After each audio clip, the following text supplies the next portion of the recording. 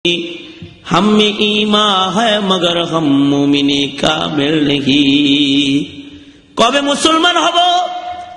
এখন এখন মুসলমান হইতে হবে। ওই যে ইব্রাহিম পয়গম্বরকে আল্লাহ তাআলা ডাইকে কয় ক্বালা লাহু রাব্বুহু আসলিম, এই ইব্রাহিম মুসলমান হয়ে যাও। ইব্রাহিম কয় মুসলমান হয়ে গেছি গা, মাঝে রেছি গা, আসলামতু লিরাব্বিল আলামিন। ইব্রাহিম বলে মুসলমান হয়ে গেছি।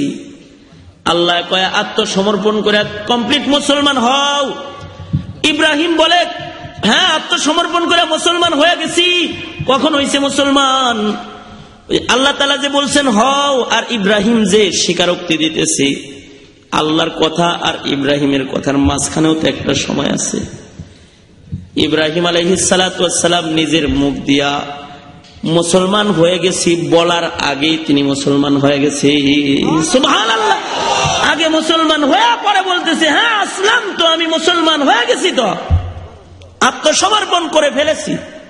আর আমাকে যদি বলা হয় ভাই নামাজ পড়েন না কেন, টুপি মাথায় দেন না কেন, দাড়ি রাখেন না কেন, দিন ধর্ম মানেন না কেন, হুজুর 40 বছর হয় নাই তো এখনো, এই জবাবই দেয়। এরকম বলে না এরকম, এখনো 40 বছর হয় নাই তো, 40টা বছর হোক পরে দাড়ি রাখমনি, 40টা বছর হোক পরে নামাজ পড়মনি, একটু বুড়া হয়ে লই তারপরে হমনি। কে বলেছে আপনি বুড়া হওয়ার চান্স পাইবেন? এখনো তো মৃত্যু হইতে পারে না? কথা বলেন না কেন, পারে না? আর মৃত্যুকে অস্বীকার করার কোন কায়দা কি আছে? কথা বলেন না কেন, আছে নাকি? নাই। কেউ যদি মুসলমান হয়ে মৃত্যুর মুখোমুখি হয় তাহলে তার মৃত্যু হবে একরকম, জান্নাত খোলা অবস্থায় আল্লাহ তার চোখের সামনে রাখবে। সুবহানাল্লাহ জোরে পড়ে, এবং কালেমা পড়তে পড়তে জান্নাতে ঢুকে পড়বে। আর যদি মুসলমান না হয়ে মরে তাহলে তার মৃত্যু হবে আর এক রকম, যে বড় ভয়াবহ অবস্থা মৃত্যুর সময়ই তার হবে। কার মরণ কখন আসবে এটা কি কারোর জানা আছে? কি বলেন, জানা আছে? মৃত্যু কিন্তু এমন এক নিশ্চিত সংবাদের নাম, যেই সংবাদের অস্বীকারী কেউ নাই। নাস্তিক মুরতাদ যারা কবর অস্বীকার করে, কবরের আযাব অস্বীকার করে, নাস্তিক মুরতাদ যারা আল্লাহ অস্বীকার করে, হাসর অস্বীকার করে, কিন্তু দুনিয়ার মাটির উপরে এমন কেউ নাই যে মৃত্যুকে অস্বীকার করবে। নাই, এমন কেউ নাই। মৃত্যু আসবে, সকলের মৃত্যুর মুখোমুখি হতে হবে। যেখানেই থাকুক মৃত্যুর স্বাদ আস্বাদন করতেই হবে। মরণ থেকে পালানোর কোনো জায়গা নাই। মরণ থেকে কেউ যদি পালায় আকাশে যায়, আজরাইল আকাশও চিনে। যদি সিন্ধুকের ভিতরে যায়, আজরাইল সিন্ধুকের তালাও খুলতে পারে। যদি কাচের গ্লাসের ভিতরেও চলে যায়, আজরাইল সেখানেও যাইতে পারে। যে গ্লাসের ভিতরে পিপিলিকা ঢুকতে পারে না, কিন্তু আজরাইল দরজা জানালাবিহীন অমন জায়গায় যাইতে পারে। মরণ থেকে যতই পালাও, মরণ তোমায় লইবে ঘিরি। যদিও সুদূর আকাশ পানে, পালাও সেথায় লাগায় সিঁড়ি। যদিও সুদূর আকাশ পানে, পালাও সেথায় লাগায় সিঁড়ি। যদি সিঁড়ি বানায় আকাশেও কেউ যায়, সেটাও মৃত্যু যাবে। কখন যাবে তাও জানা নাই। নিশ্চিত মৃত্যুবরণ করতে হবে তা জানা আছে, কখন হবে এটা জানা নাই। একজন তো মৃত্যুর থেকে বাঁচার জন্য কাচের গ্লাস বানায় তার ভিতরে ঢুকছে। মুফাসসির হযরতরা ঘটনা লিখছেন, তাফসীরের কিতাবের ঘটনা। এক মহিলা বাচ্চা প্রসব করবে, তার একটা গোলাম আছে। গোলামকে আদেশ করলো, এই গোলাম কৃতদাস, গোলাম কৃতদাস, এই গোলাম আমার প্রসব বেদনা উঠেছে, তুমি আমার জন্য আগুন লয়ে আসো। গোলাম আগুন আনার জন্য রওনা দিছে, আগুন আনবে। আগুন আনতে যখন ঘর থেকে গোলাম বের হয়ে গেছে, ঘরের বাইরে যাওয়া মাত্রই এক দাড়ি টুপি মাথায় পাগড়ি গায়ে লম্বা জামা এক বুজুর্গের সাথে গোলামের দেখা হয়ে গেছে। গোলামে বুজুর্গকে সালাম করেছে, আসসালামু আলাইকুম ওয়া রাহমাতুল্লাহ। বুজুর্গ বলে ওয়া আলাইকুম আসসালাম। বুজুর্গ বলে গোলাম কই যাও? গোলাম বলে আগুন আনবার যাই, আগুন আনতে যাই। কিসের আগুন? কার লেগে আগুন আনতে যাও?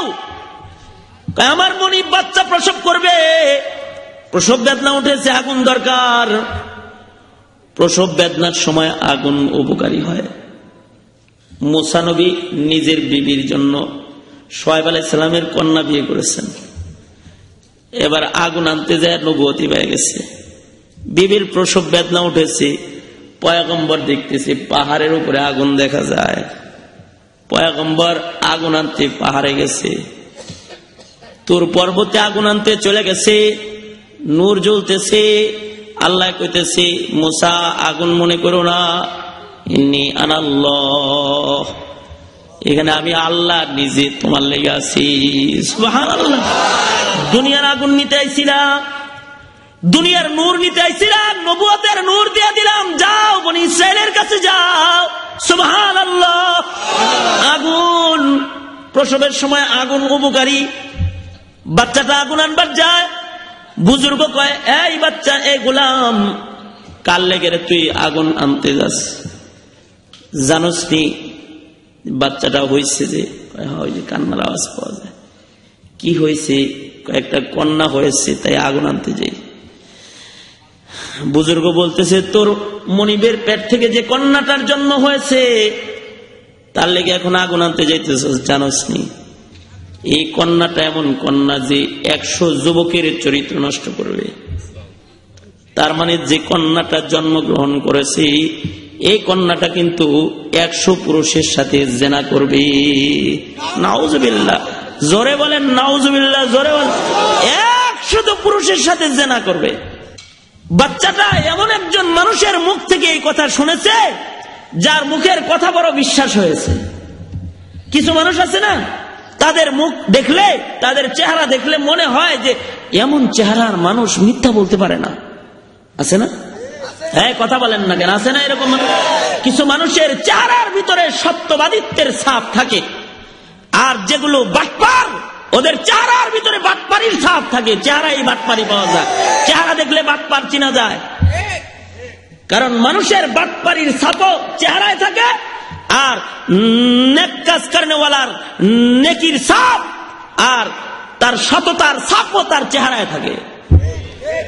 চেহারার ভিতরে নেককারের চেহারা থেকে নূর বার হয়, কালো লিখিব। আর যেগুলো বদকার এগুলো সাদা ধবধবা লিখিব, কপাল দিয়া আগুন বাইরে হয়, দেখা যায় যেটা বদকার খবিস, চেহারা দেখলেই বোঝা যায়। নেককারের চেহারায় তো আলাদা ছাপ থাকে, আর নেককারের কথা তাড়াতাড়ি বিশ্বাস হয়। নেক মানুষে যখন বলেছে 100 যে কন্যাটা জন্ম হয়েছে 100 পুরুষের সাথে জেনা করবে, এমন মেয়ে জন্মাইছে রে, জানাস? গোলাম কয় তাই নাকি? তাহলে তো তারে আমি জানে রাখবো না। জানে রাখবে না? গোলামের কোমরের মধ্যে একটা ছুরি ছিল, কিসের আগুন আনতে যাবে? আগুন নাই না। গোলামটা আবার তার মনিবের ঘরের ভিতরে ঢুকেছে, ঢুকে দেখে বাচ্চাটা পাশে শোয়ানো আছে, আর মনিব তার মহিলা মালিক পড়ে আছে, রক্তমাখা অবস্থায় পড়া। বাচ্চাটা ঘরের ভিতরে ঢুইকা, বালক গোলাম 7-8 বছর বয়স বালক গোলাম ঘরের ভিতরে ঢুইকা নিজের কোমর থেকে ছুরিটা বের করে বাচ্চাটার পেটের ভিতরে ছুরি দিয়ে একটা আঘাত করেছে। পেট ফাড়া ফেলেছে, পেট থেকে নাড়ি বুড়ি বের হয়ে গেছে। বাচ্চাটা এবার পেট দিয়ে যখন নাড়ি বুড়ি বের হয়ে রক্ত বের হওয়া আরম্ভ হয়েছে, মহিলা চিৎকার দিয়েছে। ছুরি হাতে গোলাম এবার চিন্তা করে, হায় হায় কি করলাম, এই ছুরি মারলাম, মরে গেল গা। এবার তো আমারও বাচ্চার কায়দা নাই। যদি বলে যে কার পেটে ছুরি মেরেছ, যদি বলে কি জন্য মেরেছ, কি বলবো? যদি বলে 100 পুরুষের সাথে জেনা করবে এর লেগে মেরেছি, কেউ তো আমার কথা বিশ্বাস করবে না। তাড়াতাড়ি যায় দেখি সাক্ষীটা কোন জায়গায় গেল। যার কথায় ছুরি মারলাম তারেরই পাই। বাইরে যায় দেখে বুজুর্গ আল্লাহর বান্দাওয়ার নাই। গোলামটা বিপাকে পড়ে গেছে। গোলাম এবার ভেগে পালাইতেছে, তাড়াতাড়ি জান বাঁচাই। মানুষ জানলে পরে আমাকে মেরে ফেলবে, মাসুম বাচ্চার পেটে ছুরি মারছি। গোলাম সেখান থেকে দেশ থেকে পালায় অন্য দেশে চলে গেছে, অন্যত্র চলে গেছে, এমন জায়গায় চলে গেছে যে জায়গার থেকে এই জায়গার দূরত্ব শত শত মাইল, এত দূরে চলে গেছে। এদিক দিয়া আল্লাহর কাজ আল্লাহ করে। কে কখন মারা যাবে এটা কে জানে? আওয়াজ করে জোরে বলেন, কে জানে? অনেকে বড় দুর্ঘটনার কবলে পড়ার পরেও তার কিছুই হয় না। আবার অনেক সময় সাধারণভাবে একটা স্বাভাবিক অবস্থায় ভালো মানুষের ইন্তেকাল হয়ে যায়। অনেকের বড় অপারেশনের পরে অনেক দিন বেঁচে যায়, হাসপাতাল থেকে ফেরত দিয়ে দেয়, তারপরেও রোগী বেঁচে যায়। আমার সাথে দেখা হয়েছে একজনের, যাকে কেমোথেরাপি দেওয়া হয়েছে, ক্যান্সার হয়েছে, মারা যাবে মারা যাবে। এই লোকটা ক্যান্সারের রোগ নিয়ে হজ্জে বাইতুল্লাহ চলে গেছে, মুক্তাগাছায় বাড়ি। আব্দুর রহমান হাফিজ জি হুজুর দাওয়াত বরকাতুহু, ময়মনসিংহ এর বড় আলেম, উনি ওই হজের সফরের সাথে আছেন। আল্লাহর বান্দারে বললেন, আল্লাহর বান্দা, জমজম খায়া দোয়া করলে তো কবুল হয়, আপনি একটু জমজমের পানি সে পান নিয়তে কান্দা দিয়া খান। জমজমের মালিক আল্লাহ তো ইচ্ছা করলে আপনাকে সেবা দিতে পারে। হাসপাতাল ফেরত রোগী বাইতুল্লাহ সামনে করে যখন আবেগ ভরা চোখের পানি ছেড়ে দিয়ে জমজম খেয়েছে, আল্লাহ তাআলা ক্যান্সারের সাথে সাথে ভালো করে দিয়েছে। ওই লোক এখনো জীবিত আছে, এখনো জীবিত আছে। ক্যান্সারের রোগী এখনো মেডিকেল ফেরত এখনো জীবিত আছে। কার মরণ কোথায় হবে কে জানে? কিভাবে হবে আল্লাহ তাআলা জানে। কারণ মৃত্যুর খবর কেউ জানে না। কোথায় কার মরণ হবে, কিভাবে কার মৃত্যু হবে, এ খবর আল্লাহ তাআলা জানেন। এজন্য কোন নওজোয়ান এমন চিন্তা করার কিন্তু তোমার অবকাশ নাই যে তুমি 40 বছর বাঁচবা, কাল মরতেও পারো। আবার বুড়া বাবা, সেও আবার অনেক দিন বাঁচতে পারে। কার মৃত্যু কখন হবে এটা তো আল্লাহ জানে। যে ইমামে মালিক রহমতুল্লাহ আলাইহি মদিনাতুল মুনাওয়ারাতে হিজরত করে গেছেন মক্কা থেকে। মক্কা মুআজ্জামায় 40 বছর পর্যন্ত অবস্থান করেছেন। মক্কা থেকে হায়াতের শেষ সময়টা ইমাম মালিক মদিনায় কাটায়। আর চিন্তা করতেছে যে আর মদিনার বাইরে যাব না। জিন্দেগির শেষ তামান্না হলো মদিনার মাটিতে উনি মৃত্যুবরণ করবেন। ওনার কবরটা মদিনার মাটিতে হবে। হাসরের কঠিন ময়দানে মদিনাওয়ালার পাশাপাশি মদিনার মাটির থেকে আল্লাহর আদালতে ইমাম মালিক দাঁড়াবে। সুবহানাল্লাহ, এটা হলো ইমাম মালিকের তামান্না। মদিনায় মরব, মদিনায় দাফন হইব, মদিনার পয়গম্বরের সাথে হাসরের ময়দানে আল্লাহর দরবারে দাঁড়াবো। দেখো হজের মৌসুম চলে আসছে, মদিনার থেকে হাজিরায় হেরামের কাপড় পরে পরে মক্কার দিকে যায়।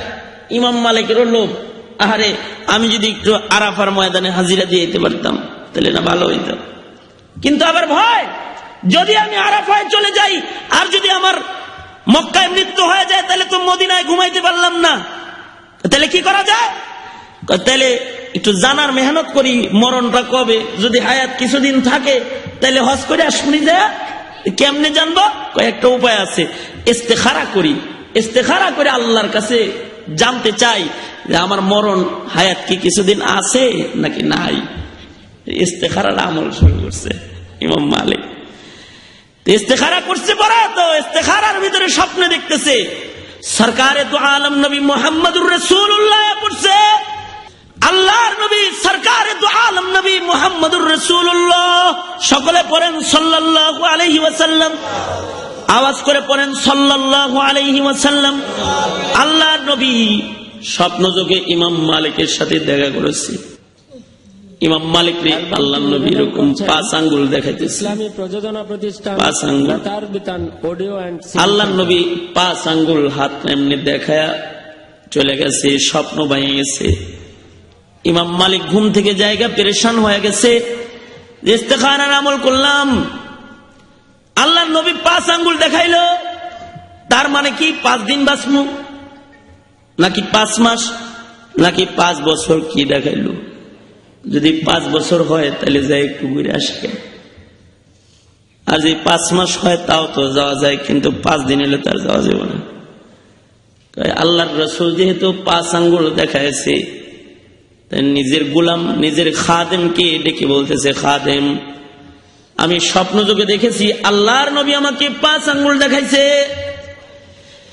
এই খাদেম তুমি যাও, বর্তমান জমানার স্বপ্ন সম্রাট ইবনে সিরিন রহমাতুল্লাহি আলাইহি তার কাছে চলে যাও, তার কাছে যা বলবা যে ও আল্লাহর ওলি ইবনে সিরিন, একজন স্বপ্ন দেখছি আল্লাহর নবী তারে 5 আঙ্গুল দেখাইছে, স্বপ্নের তাবিরটা কি জানবার চাইছে। সাবধান, স্বপ্নটা আছে আমি ইমাম মালিককে দেখছি, আমার নাম কিন্তু বললো না। নাম বলবা না, খালি যা বলবা যে একজন স্বপ্নে দেখেছে 5 আঙ্গুল এরকম দেখাইছে আল্লাহর নবী। তারপরে আল্লাহর নবী চলে গেছে, স্বপ্ন ভেঙে গেছে, তাবির কি বলেন। ইবনে সিরিন রহমাতুল্লাহ আলাইহির দরবারে খাদেম গেছে, যা বলতেছে হযরত একজনের স্বপ্ন দেখেছে আল্লাহর নবী এরকম 5 আঙ্গুল দেখাইছে, তাবির বলেন। ইবনে সিরিন বলে আগে নাম কও, নাম বলো আগে কে দেখেছে। নাম বলা তো নিষেধ। ইবনে সিরিন বলে নাম না বললে তাবিরও বলা নিষেধ, কারণ আমি জানি এমন স্বপ্ন এই যুগের ইমাম মালিক ব্যতিরিক্ত আর কেউ দেখতেই পারে না। সুবহানাল্লাহ। ইবনে সিরিন বলতেছে কে দেখেছে বলো। যিনি দেখেছে নাম বলার অনুমতি দেয় নাই তো, তাহলে যাও ঘুরে যাও।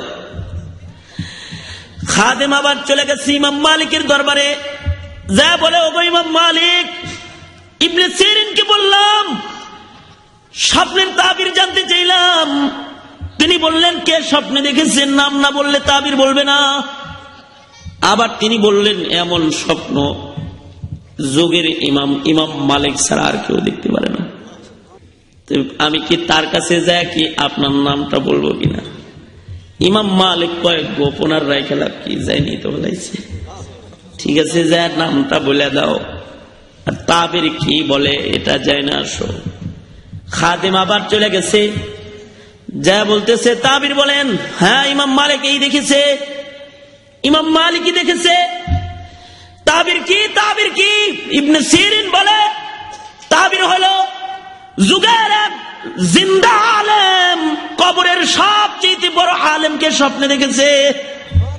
পৃথিবীর শ্রেষ্ঠ আলেম হলো সরকারে দু আলম নবী মুহাম্মদুর রাসূলুল্লাহ সাল্লাল্লাহু আলাইহি ওয়াসাল্লাম। আল্লাহর নবী হায়াতের জিন্দা আলেমকে কবর থেকে 5 আঙ্গুল দেখায় দিয়েছে। তার মানে হলো এই বড় আলেম ইমাম মালিক, অনেক জ্ঞান তুমি অর্জন করেছো, কিন্তু 5টা জ্ঞান কিন্তু আমি রাসূলও পাই নাই। 5টা জ্ঞান এমন আছে যার খবর দুনিয়ার কোনো পয়গম্বরও জানে না। তুমি ওইটা জানার চেষ্টা করো না। কয় কি 5টা জ্ঞান কি? ইবনে সিরিন বলে আল্লাহর নবী আল্লাহর ইলমের একটা সিন্ধুক আছে, যে সিন্ধুকটা শুধুই মাত্র আল্লাহ তাআলা নিজের জন্য রেখেছেন। ওই সিন্ধুকের কোন ইলম আল্লাহ তাআলা দুনিয়ার কোন নবী রাসূলও দেয় নাই। আল্লাহ তাআলা ওই জিনিসটা 5 আঙ্গুল দিয়া আল্লাহ তাআলার ওই ইলমের খাজানা আল্লাহর রাসূল দেখায় দিছে। কোনটা ইলমের খাজানা?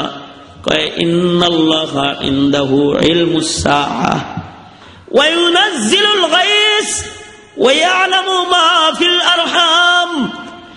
ইন্নাল্লাহা ইনদাহু ইলমুস সাআহ ওয়া ইউনাজ্জিলুল গায়স ওয়া ইয়ালামু মা ফিল আরহাম ওয়া মা তাদরি নাফসুম মাযা তাকসিবু গাদা ওয়া মা তাদরি নাফসুম বিআই আরদিন তামুত। আল্লাহ তাআলা 5টা জ্ঞান নিজের কাছে রেখেছেন, যে জ্ঞান দুনিয়ার কোন নবী রাসূলও দেয় নাই।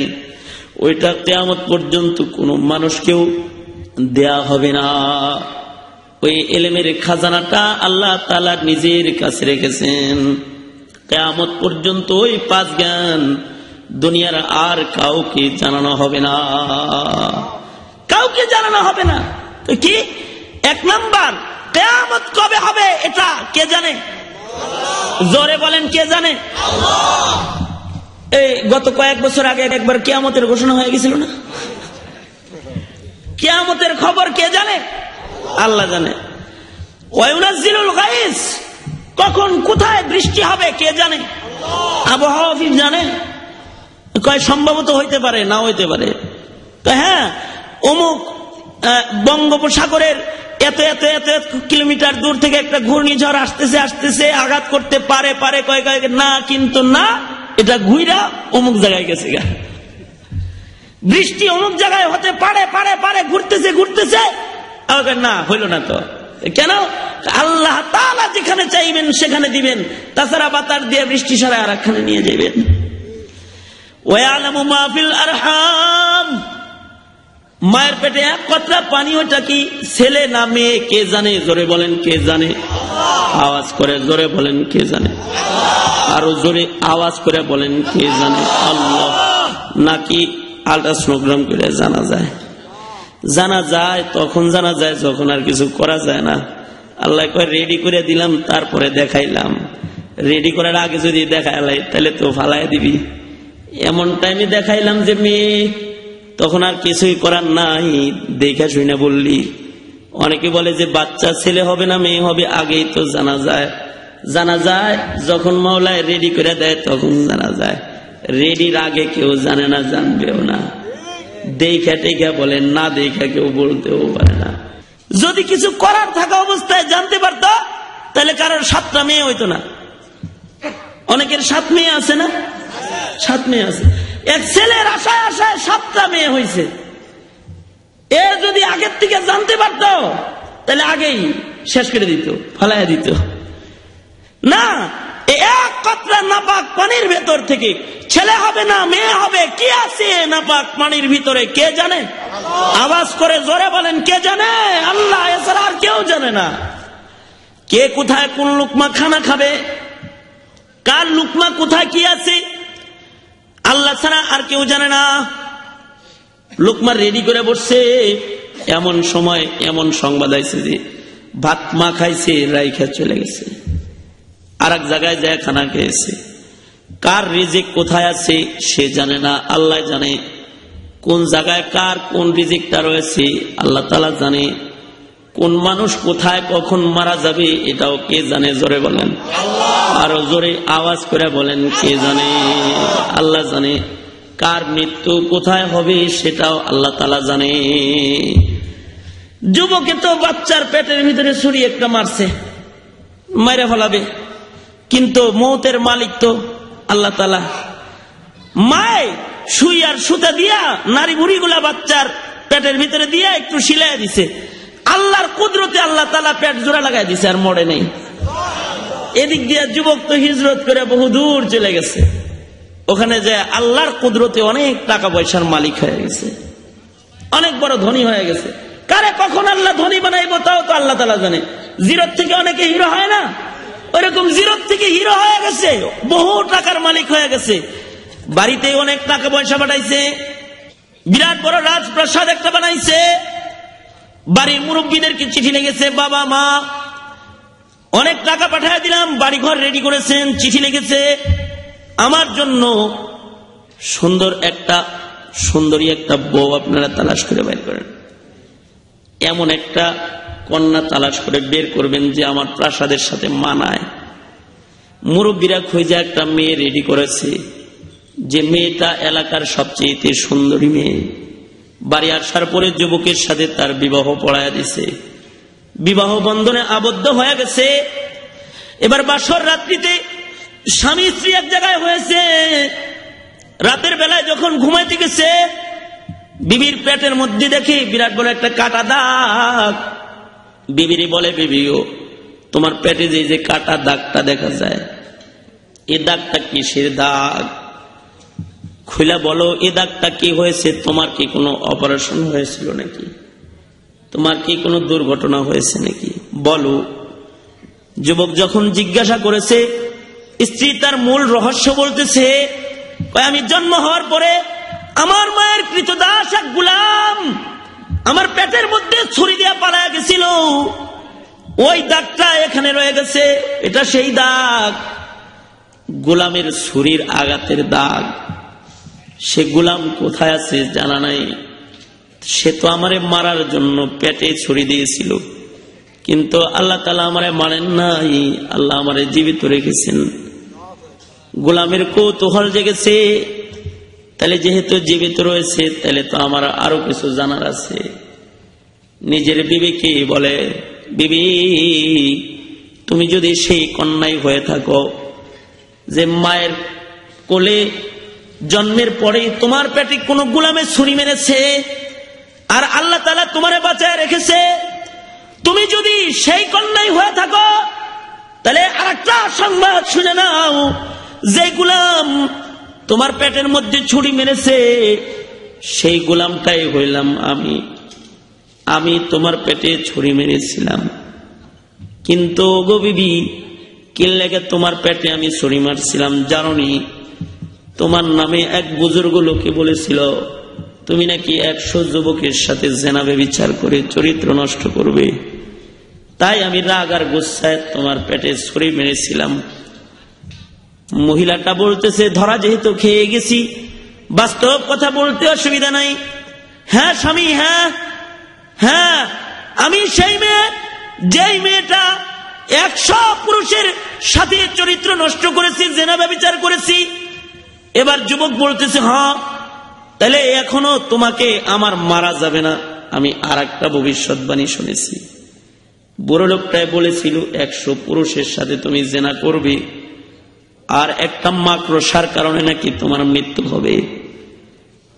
বুড়ো লোকটার একটা ভবিষ্যৎবাণী তো বাস্তব পাইলাম যে 100 পুরুষের সাথে তুমি জেনা করেছো, কিন্তু তোমার মৃত্যুটা একটা মাকড়সার কারণে কেমনে হবে এটা আমার একটু দেখার আছে। বুড়ো লোকটাই বলেছে একটা মাকড়সার কারণে কি তোমার মৃত্যু হবে। স্ত্রী বলতেছে, স্বামী গো, তওবার পরে তো আর কোনো গুনাহ থাকে না, আমি খালিস তওবা করে নিলাম, আপনি আমাকে আপনার বন্ধনে রাখুন। আল্লাহ তাআলা তওবাকারীকে মাফ করে দেয়, আপনিও আমাকেও মাফ করে দেন। আর আপনার কাছে আমার একটা আরজি, আপনি আমাকে এমন একটা জায়গায় নিয়ে রাখবেন যেই জায়গার মধ্যে মাকড়সা যাইতে পারে না। আপনাকে তো আল্লাহ তাআলা ধন দৌলত আর কম দেয় নাই, এমন জায়গায় আপনি আমার থাকার ব্যবস্থা করে দিবেন যে ঘরের ভিতরে মাকড়সা ঢোকার সুযোগ নাই। স্বামী স্ত্রীর জন্য সুন্দর করে রাজপ্রাসাদের চূড়ায় ছাদের উপরে কাচের গ্লাস দিয়া অতীব সুন্দর করে একটা ঘর বানাইল। সেই ঘরের মধ্যে পিপিলিকারও ঢুকার সুযোগ নাই, যে ঘরের মধ্যে কোনো পোকামাকড় ঢুকার সুযোগ নাই, কোনো ছিদ্রি নাই। এ ঘরের মধ্যে নিজের বিবিকে রাখে, এ ঘরের মধ্যে তাকে সুন্দরভাবে লালন পালন করে। কিন্তু ইযা জাআ আজালুহুম, কারো মৃত্যু যখন এসে যাবে, লা ইস্তাখিরুনা সাআতাও ওয়া লা ইস্তাকদিমুন, 1 সেকেন্ড পরেও আসবে না মৃত্যু, 1 সেকেন্ড আগেও আসবে না। মৃত্যু একদিন তার কাছেও এসে গেছে।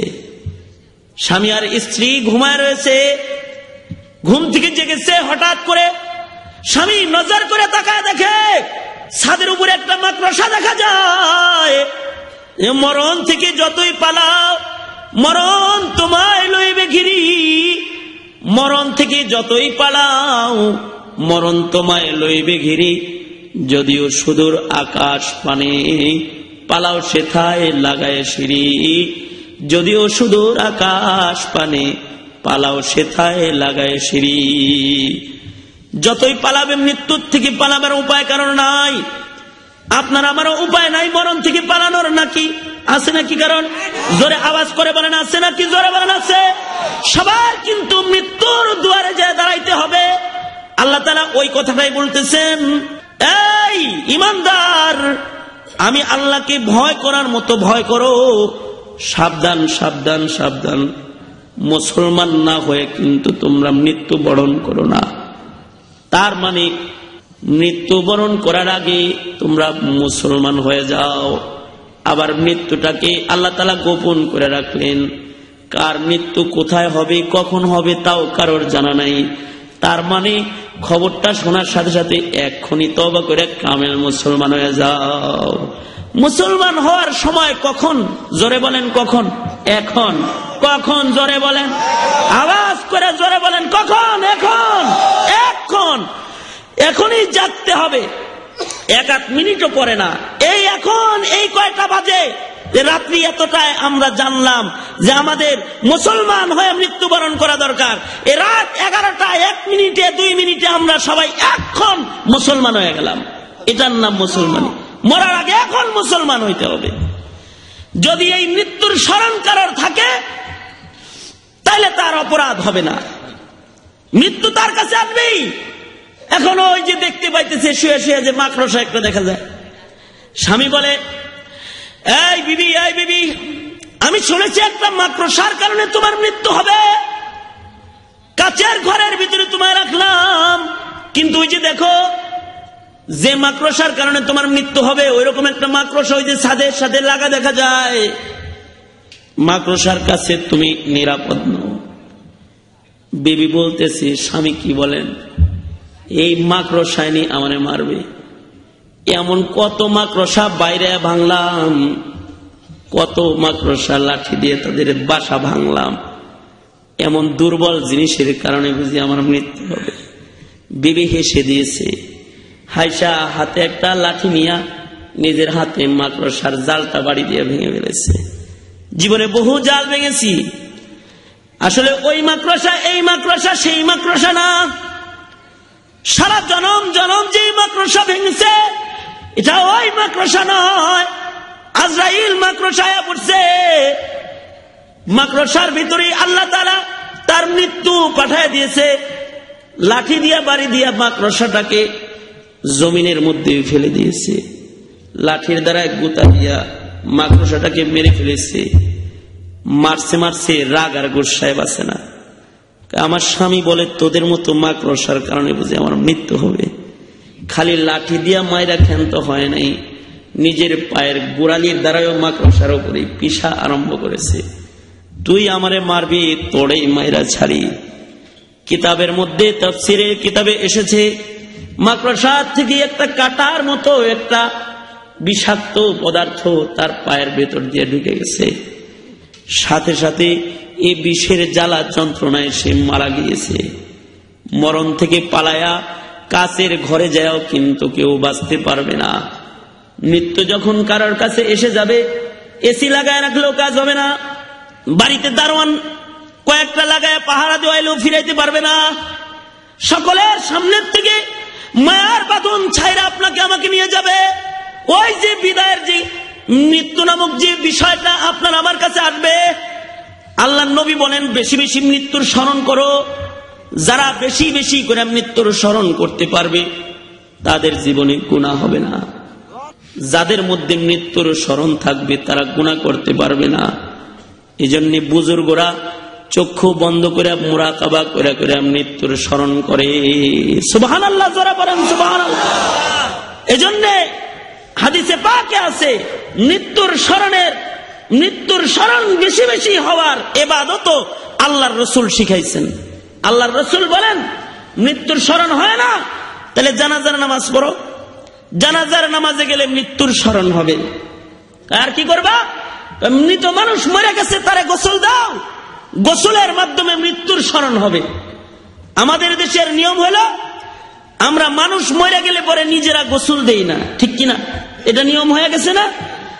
অথচ বাপ মরে গেলে সন্তানের জন্য জরুরি, সন্তান বাবারে ডইলে ডইলে গোসল দিবে। সন্তান মারা গেলে বাবায় গোসল দিবে, তাহলে ওই বাবের জীবনে আর গুনাহ হবে না। সন্তানে পিতার লাশ ধরে ধরে গোসল দিবে, তাহলে এই সন্তান বাবার মৃত্যুর মাধ্যমে গুনাহ করা ছাড়বে, গুনাহ করতে পারবে না। আমরা কি করি?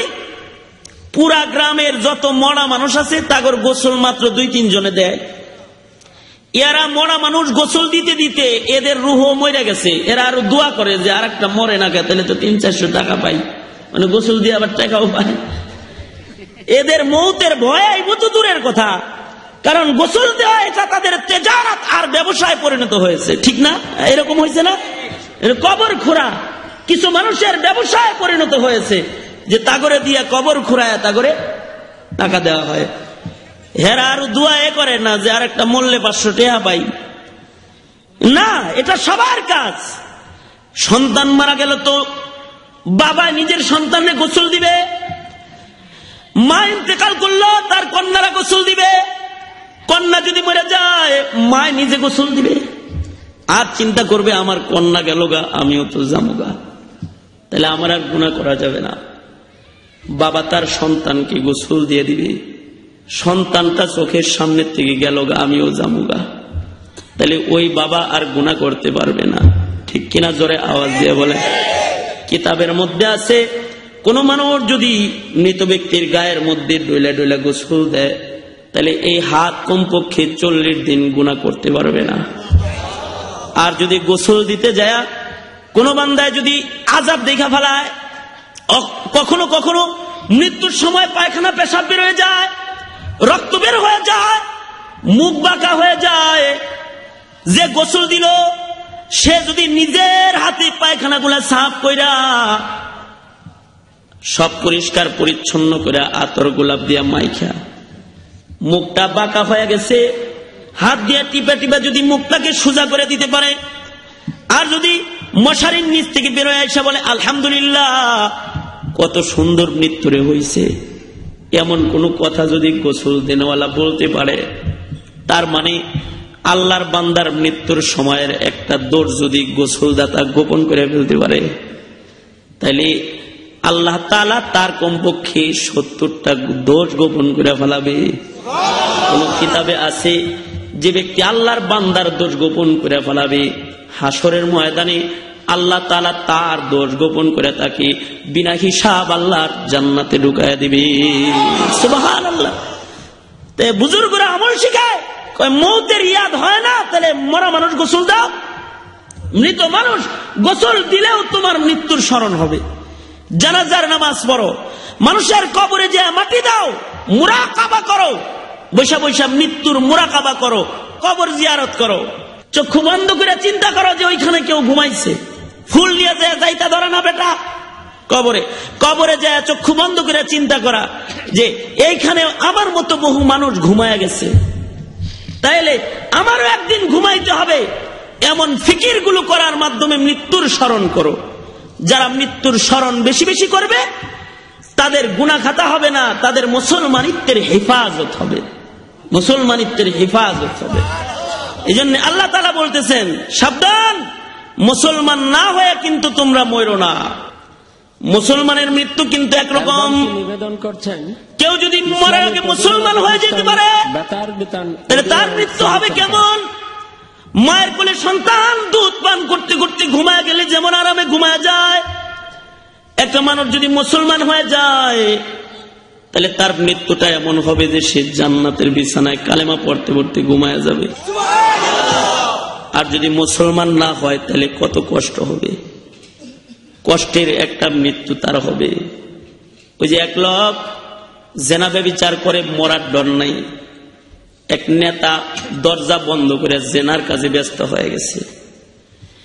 এমন সময় নেতার ঘরের দরজায় কে যেন আওয়াজ দিতেছে, দরজা খুলো, দরজা খুলো।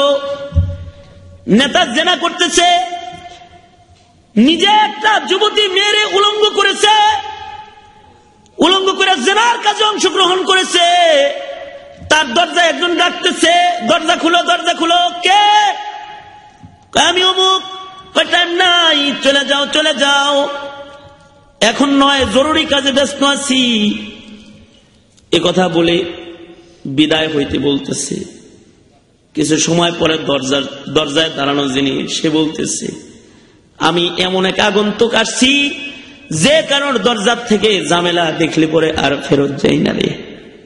আমার নাম আজরাইল, দরজা না খুললেও আমি করে ঢুকতে পারি। উলঙ্গ করেছে, জেনা ব্যভিচারে অংশগ্রহণ করবে। ঠিক ওই সময় আজরাইল দরজায় দাঁড়ায় ডাকছে, দরজা খুলো। সময় নাই, খুলবে না, কয় চলে যাও। আজরাইলের ঘরে ঢুকতে কিন্তু দরজা খোলন লাগে না। আজরাইল ঘরের ভিতরে ঢুইকা জালেমের চুলের ভিতরে ধরে টান দিয়ে দাঁড় করাইছে। এমন অবস্থায় তার জান বের করেছে যে কষ্ট আর কষ্ট। কেমন কষ্ট? কিতাবের ভিতরে আছে গুনাহগারের জান যখন আজরাইল বের করে, জানটাকে টুকরা টুকরা করে সিরা সিরা বের করে। আর যদি নেককার বান্দা হয় বড় আরামের সাথে জান বের করে লয়ে যায়, কেমন যেন মায়ের কোলে ঘুমায় যায়। যে এক মুসলমান যাইতেছে, মাথায় তরকারির বোঝা নিয়ে এক মুসলমান হাইতে যেতেছে। সামনে একজন দাঁড়ায় বলে, আসসালামু আলাইকুম ওয়া রাহমাতুল্লাহ। মান আনতা, আপনি কে সালাম দেন? আগন্তুক বলে, আমি আজরাইল। নেককার মুসলমানে মুস্কি হাসা দিছে, হাসা দিয়া নিজের মাথার তরকারির বোঝাটাকে নামায়া ফেলছে। নামায়া ফেলে বলে, আজরাইল ভাই, আমি তো আপনার অপেক্ষায় ছিলাম, কখন আপনি আমারে নিতে আইবেন, কোন সময় আপনি আমায় নিতে আসবেন আর আমি আমার আল্লাহর কাছে যাব, এই অপেক্ষায় ছিলাম। আজরাইল ভাই, আমি আমার তরকারির বোঝাটাই নিচে নামাইছি, যে কোনো সময় আমার মৃত্যু হইতে পারে, এই কারণে আমি ওযু করে ঘর থেকে বেরিয়েছি। আজরাইল ভাই, আমার এখনো ওযু আছে। ও আজরাইল ভাই, আমার ঘাড়ের উপরে এই যে গামছাটা, এটা আমার জায়নামাজ, কোথাও নামাজের সময় হয়ে গেলে এটা বিছায় আমি নামাজে দাঁড়ায় যাই। আজরাইল ভাই, বা ওযু করে ঘর থেকে বের হইছি, আমার গলার গামছাটা আমি একটু এই যে কেবলার দিকে বিছাইলাম। বুঝছি আপনি তো আমার নিয়েই যাইবেন। আজরাইল ভাই, ওযুর হালতে আছি, কেবলামুখী হয়ে যে দাঁড়াইছি, 2 মিনিট একটু সময় দেন, আমি 2 রাকাত নামাজ পড়ার জন্য একটু ইজাজত চাইতেছি। আমি যখন নামাজের হালতে যখন মালিকের কদমে সেজদায় পড়ে যাব, আজরাইল ভাই, ওই সময় সেজদার হালতে আপনি আমার জানটা বাইর করে লয়ে যান।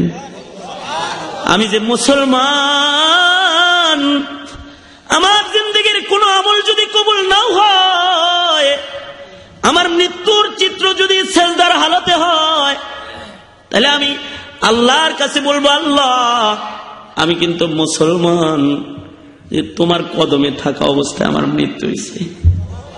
আমার জীবনের কোনো আমল কবুল না হইলেও মৃত্যুর সময়ের সেজদার বরকতে তুমি আমারে মাফ করে দাও, তুমি আমাকে জাহান্নামে দিও না। মুসলমানের মৃত্যু হয় ইবাদতের হালতে হয়। আজরাইল এমন অবস্থায় তার জান বাইর করে লয়ে গেছে, কেমন? আতার ভেতর থেকে চুল বাইর করা যেমন সহজ, মায়ের কোলে সন্তান ঘুমায় গেলে যেমন সহজ, ঠিক ওই রকম আল্লাহর বান্দা জায়নামাজের মধ্যে সেজদায় পড়া অবস্থায় জান্নাতের বিছানায় ঘুমায় পড়েছে। জানতা আল্লাহ তাআলা এত আসানির সাথে বের করে নিয়ে গেছে। আর যদি গুনাহগার হয় তাহলে তার অনেক কষ্ট হয়। কিতাবের মধ্যে আছে, জানুনি, ইদ্রিস পয়গম্বর যে শখ করে মৃত্যুবরণ করেছে, তার শখের মৃত্যুতেও কিন্তু অনেক কষ্ট হয়েছে। পয়গম্বর ইদ্রিস, আজরাইল আল্লাহর কাছে যায় বলতেছে, আল্লাহ, আমি তোমার ইদ্রিস পয়গম্বরের সাথে একটু দোস্ত পাত্র চাই, দোস্তি করব। বন্ধুত্ব পাতে না অনেক সময়, হ্যাঁ কথা কন না, বন্ধুত্ব পাতে না। আজরাইল বলতেছে, আল্লাহ, আমার তোমার ইদ্রিসে বড় পছন্দ হয়েছে, ইদ্রিস নবীর সাথে আমি একটু বন্ধুত্ব করবার চাই, যাও, যদি বন্ধু বানায় বন্ধু হও গা। আজরাইল এসে ইদ্রিস পয়গম্বরে বলে, আপনার লগে খাতির লাগাইতাম আইছি, বন্ধু। ইদ্রিস পয়গম্বর বলে, আমি যার তার লগে বন্ধুত্ব গড়ি না, কিন্তু তুমি আজরাইল আইছ, যেহেতু আমার সাথে দোস্তি করতে চাও, কয়েকটা শর্ত আছে, আমার শর্তগুলা পুরা করলে আমি তোমার সাথে বন্ধুত্ব গড়ব। 1 নাম্বার শর্ত, তুমি আজরাইল, তুমি তো মানুষ মারো, মৃত্যু যন্ত্রণাটা কেমন এইটা একটু আমাকে দেখাইতে হবে। সেটা হলো, আমাকে এখন তুমি মারবা, মাইরা মরার কষ্টটা আমাকে দেখাইবা, তারপরে একটা শর্ত পুরা হবে। এমন আরো 2টা আছে। এরকম 3টা শর্ত পুরা করলে পরে আমি তোমার সাথে বন্ধুত্ব করতে পারি। বন্ধু বন্ধুর জন্য কি না করে। আজরাইল যে আল্লাহরে কয়, আল্লাহ, গেছিলাম তো ভালো জায়গায়, কিন্তু ভেজাল, বলতেছে মাইরা দেখান লাগবো, তারপরে বন্ধুত্ব গড়বে। তাহলে কি তারে কি মাইরা দেখান যায়? অনুমতি দিলে তারে মাইরা আলাই একটু, ঠিক আছে, যেহেতু আমার বান্দা মৃত্যুর স্বাদ আস্বাদন করতে চাইতেছে, ঠিক আছে, মারো, মাইরা আবার রুহটা ভিতরে আবার ঢুকাইয়া দিব, বাইর করো, ঢুকাইবা। মারছে, মাইরা আবার রুহ ভিতরে ঢুকাইছে। এবার কয়, আস্বাদন করছেন তো? কয় হ্যাঁ। তাহলে এবার দোস্তি? না, আরেকটা বাকি আছে। জাহান্নামের আযাব কিরকম এটাও একটু দেখান লাগবো। জাহান্নামের ভিতরে ঢুকাইবা, বাইর করবা। আল্লাহ জাহান্নাম দেখতে চায়, দেখাবো, ভিতরে ঢুকাও, বাইর করো। ঢুকাইছে, বাইর করছে। এবার আরেকটা শর্ত বাকি আছে। এবার জান্নাতের সুখটাও একটু দেখান লাগবো, একটু ভিতরে ঢুকাও, বাইর করো। আবার ভিতরে ঢুকাইছে, এবার ভিতরে ঢুকে কয় টাটা, যাওগা। মৃত্যু মানুষের একবারই হয়, জাহান্নামেও একবার যায়। জান্নাতে আইছি, আর বের হবার নয়, জান্নাতেই আসি, চলে যাও, চলে আসি। পয়গম্বর যে এই শখের মৃত্যু, ইদ্রিসের শখের মৃত্যুতে কিরকম কষ্ট হয়েছিল জানো?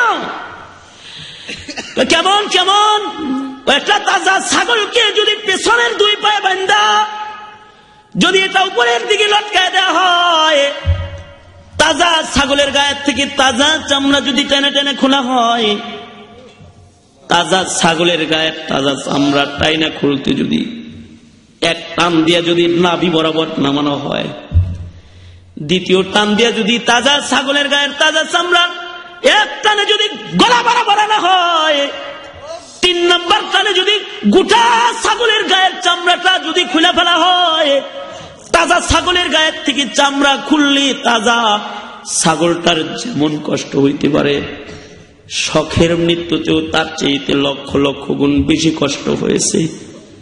আর যদি বেঈমান হয় তাহলে তার কেমন কষ্ট হইতে পারে? বেঈমানের মৃত্যু বড় ভয়ানক। আর যদি কেউ মরার আগে মুসলমান হইতে পারে তাহলে তার মৃত্যু আসান। এজন্য আল্লাহ তাআলা আদেশ করতেছে, ইয়া আইয়ুহাল্লাযীনা আমানুত্তাকুল্লাহা হাক্কা তুকাতিহি ওয়া লা তামুতুন্না ইল্লা ওয়া আনতুম মুসলিমুন।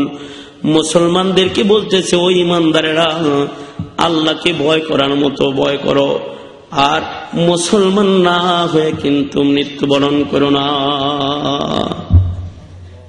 এই আয়াত সামনে করে আপনাদের কাছে যে কয়টা কথা আমি আজকে বললাম, দোয়া করি আল্লাহ তাআলা আপনাকে, আমাকে, সকলকে মৃত্যুবরণ করার আগেই মুসলমান হওয়ার তৌফিক দান করে। জোরে বলেন আমিন। আরো জোরে আওয়াজ করে বলেন আমিন। আমার আলোচনার শুরু অংশে আমি বলেছি কিছু কাজ মুসলমানের বেশি বেশি করতে হয়। যে কয়টা কাজের কথা বলেছি বেশি বেশি করব ইনশাআল্লাহ। ইনশাআল্লাহ, জোরে বলেন ইনশাআল্লাহ। তার ভিতরে অন্যতম একটা কাজ মৃত্যুর স্মরণ বেশি বেশি করা। কারণ কার মৃত্যু কখন হবে জানা আছে? এই কথা বলেন না কেন? জানা আছে? কারোর জানা আছে? নাই। কোথায় কবে কার মৃত্যু হবে জানা নাই।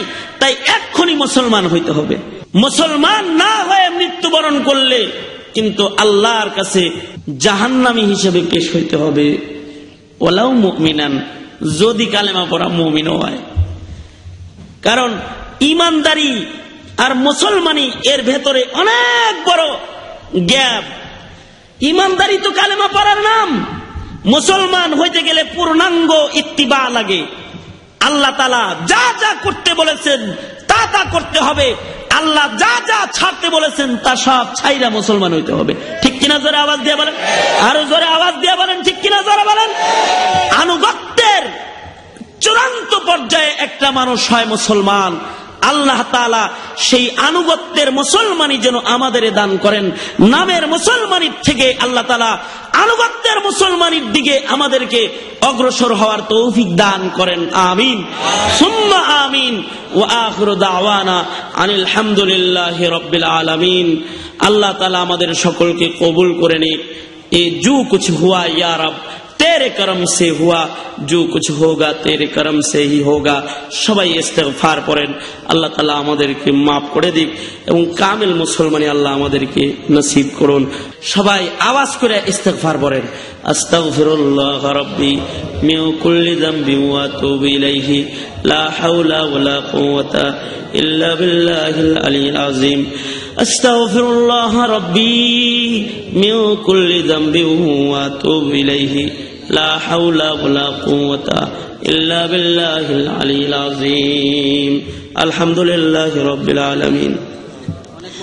والصلاة والسلام على سيد الأنبياء والمرسلين محمد وعلى آله وأصحابه أجمعين. سبحان الله وبحمده سبحان الله العظيم سبحان الله وبحمده سبحان الله العظيم. ফেলিয়ে না দিও আল্লাহ, ফেলিয়ে না দিও। গুনাহ যত করেছি আমরা ক্ষমা তুমি করিও। বান্দা আছে বন্দিগি নাই, শেষ করেছি জিন্দেগি। আখিরাতের বিচার দিনে পাপীদের উপায় কি? রহমান রহিম নামে নিয়েছি আল্লাহ, তোমায় মানিয়া কেমন করে আমাদের তুমি জাহান্নামে ফেলিবা। মাফ করে দাও আল্লাহ, মাফ করে দাও। গুনাহ যত করেছি আমরা ক্ষমা তুমি দাও। রব্বুল আলামিন মহতি বরকতি এক তাফসীর মাহফিলে বসি তোমার কালামের একটি আয়াত, মশহুর একটা আয়াতের উপরে কয়েকটা কথা তোমার বান্দাদের সামনে পেশ করেছি।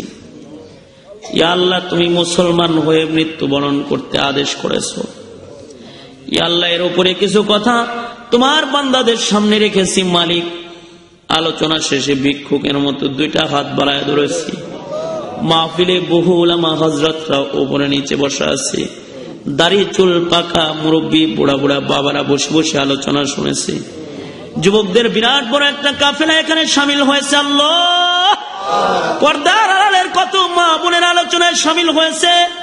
আল্লাহ, ভিক্ষুকের মতো তোমার আদালতে দুইটা হাত বাড়ায় ধরেছি। ও মালিক, মেহেরবানি করে আমাদের জিন্দেগির সব গুনাহ মাফ করে দাও। ইয়া আল্লাহ, আমাদের জিন্দেগিতে তুমি বরকত দান করো, রহমত দান করো। আলেমুল আমার হায়াত বানায় দাও আল্লাহ। বুড়োদেরকে হযরত আবু বকর বানায় দাও, যুবকদেরকে খালিদ বিন ওয়ালিদ বানায় দাও। পর্দার আড়ালের মা বোনদেরকে হযরত ফাতেমা হযরত খাদিজা বানাও আল্লাহ। রব্বে করিম, ইয়া আল্লাহ, কার মনের কি আশা ব্যথা সব তুমি কবুল করে নাও। বেপনাহকে পানাহ দাও, বেরুজিকে রুজি দান করো আল্লাহ। অভাবীর অভাব দূর করে দাও, ঋণগ্রস্তকে ঋণ থেকে হেফাজত করো, ব্যবসায়ীর ব্যবসায় বরকত দিয়ে দাও আল্লাহ। ইয়া আল্লাহ, ও মালিক, জিন্দেগির এমন কোন মুনাজাত বাদ দেইনি যে মুনাজাতে মা বাবার কথা তোমার দরবারে বলিনি। নিজের হাতে অনেকে নিজের মা কবরে রেখেছে, নিজের হাতে অনেকে নিজের বাপ কবরে রেখেছে। জিন্দেগিতে কোনোদিন আব্বা বলে একটা ডাক দিতে পারবে না, জিন্দেগিতে কোনোদিন মা বলে একটা ডাক যারা দিতে পারবে না। রব্বে করিম, যাদের আব্বা আম্মা নাই আল্লাহ, এ আল্লাহ, ওই যে বাপের জানাজা পড়ছিল, চোখে পানি নিয়ে জানাজার নামাজ পড়েছিল আল্লাহ, কাফন সরায়া বারবার আব্বা আব্বা বলে ডেকেছিল, মা মা বলে ডাকছিল, পাশান পাশানি ডাকের জবাব দেয় নাই। কাফন দিয়া চেহারাটা ঢাইকা ওই যে কবরের ঘরে গেছে গা, আর কোনদিন সামনে আসে নাই, আর কোনদিন আদর যত্ন করে নাই। হাজার ডাকলেও কোনদিন আর জবাব দিবে না আল্লাহ। ও আদরের মা, আদরের বাবা যারা নিজের হাতে কবরে নামায়া আল্লাহ তোমার কাছে সবে দিয়েছে, তাদের মা বাবারে তুমি জান্নাতের বাগান দিয়ে দাও। ইয়া আল্লাহ, জান্নাতের মেহমানদারি দিয়ে দাও। যাদের আব্বা আম্মা আছে হায়াত বাড়ায় দাও, বেশি বেশি খেদমত করার তৌফিক দান করো। ইয়া আল্লাহ, জিন্দেগিতে বরকত দান করো। আল্লাহ, জানি না কোন দোকানের কাফন আবার রেডি করে রেখেছো, কোন সবের বাসনা জানি পেয়ে গেছে। ইয়া আল্লাহ, মৃত্যু আমাদের কাছে পাঠানোর আগে আমাদের মুসলমান বানায় দিন আল্লাহ। আমাদের মুসলমান হওয়ার যোগ্যতা দাও। সারা দুনিয়ার মুসলমানদের নাজাত শান্তি দাও, সারা দুনিয়ার মুসলমানদের নাজাত দাও, শান্তি দাও আল্লাহ, শান্তি দান করো। ও রব্বে করিম, তোমার গোলাম হওয়ার যোগ্যতা আমাদের সকলের দাও। ইয়া আল্লাহ, অনেকে দোয়া চেয়েছি, এলাকার ময় মুরব্বী যারা দোয়া চেয়েছে, সকলের হকে দোয়া কবুল করে নাও। আল্লাহ মেয় সাহেব অসুস্থ, শেফা দিয়ে দাও। ইয়া আল্লাহ রব্বে করিম, আমাদের সালাম তোমার বন্ধুর রওজায় পৌঁছায় দাও। ইয়া আল্লাহ আমাদের সুন্নতের আমল দান করো, সুন্নতের জজবা দান করো, শিরক বিদআত থেকে দনে দনে তুমি আমাদের সকলের বাঁচাও। রব্বে করিম, ইয়া আল্লাহ রব্বে করিম, ইয়া আল্লাহ সারা দুনিয়ার মুসলমানদের নাজাত দাও, শান্তি দাও। সারা দুনিয়ার মুসলমানদের হিদায়াতের চূড়ান্ত পথে চলার তৌফিক দাও আল্লাহ। গুমরাহি থেকে ধরে ধরে তুমি বাঁচাও। যারা ইসলামের দুশমন, যারা কোরআনের দুশমন, তাদের তুমি হিদায়াত দিয়ে দাও। ইয়া আল্লাহ রব্বে করিম, এই মাহফিল যারা আয়োজন করেছে, এই এলাকাবাসী বড় মেহনত করে মাহফিলের আয়োজন করেছে, যারা মাহফিলটায় শ্রম দিয়েছে, টাকা পয়সা বুদ্ধি দিয়েছে, সর্বোপরি হাজিরা দিয়ে যারা মাহফিলটা প্রাণবন্ত করে তুলেছে, হাসরের ময়দানে ময়দানে মাহশারে মাহফিল তুমি নাজাতের ওসিলা বানায় দিও আল্লাহ। রব্বে করিম, যত কল্যাণ দাও, যত কল্যাণ তার থেকে ধরে ধরে তুমি আমাদের সকলের বাঁচাও। সুবহানা রাব্বিকা রাব্বিল ইজ্জাতি আম্মা ইয়াসিফুনা ওয়া সালামুন আলাল মুরসালিন ওয়ালহামদুলিল্লাহি রাব্বিল আলামিন।